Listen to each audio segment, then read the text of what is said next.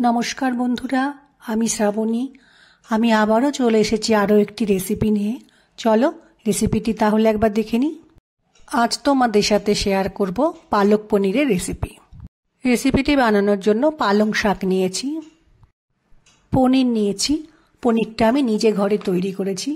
পনিরটা বানানোর সময় আমি একটু চিলি ফ্লেক্স দিয়েছিলাম, ওই জন্য পনিরের মধ্যে একটু লাল মতো দেখা যাচ্ছে। আমি গ্যাসে একটা পাত্রে গরম জল বসিয়েছি, জলটা ফুটছে। এবার এর মধ্যে কয়েকটা কাজু আমি দিয়ে দিলাম। এরপর আমি জলের মধ্যে বেছে ধুয়ে রাখা পালং শাকের পাতাগুলো দিয়ে দেব। পালং শাকগুলো গরম জলে দেওয়ার পর একটু ভিনিগার দিলাম, যাতে পালং শাকের কালারটা নষ্ট না হয়।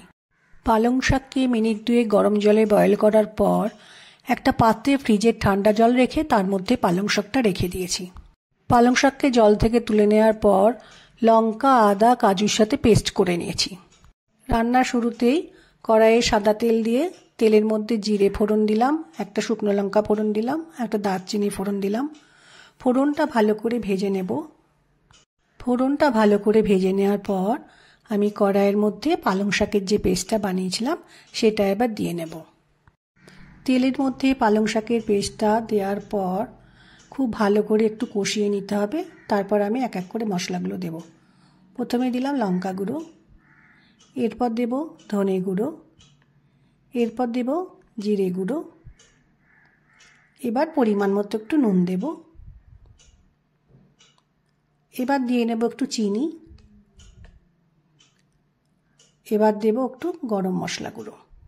সমস্ত মশলা এবার পালং শাকের পেস্টটার সাথে ভালো করে মিশিয়ে নিয়ে কিছুটা সময় রান্না করতে হবে। কিছুটা সময় রান্নাটা হয়ে যাওয়ার পর এবার আমি এর মধ্যে ঘি দেব। ঘিটা দিয়ে ভালো করে মিশিয়ে নেব। তারপর দিয়ে দেব পনিরের টুকরোগুলো।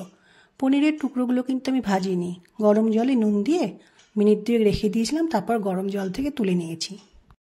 পনির পালং শাকে পেস্টে দিয়ে ভালো করে মিশিয়ে নেওয়ার পর এর মধ্যে আমি কসুরি মেথি দিলাম।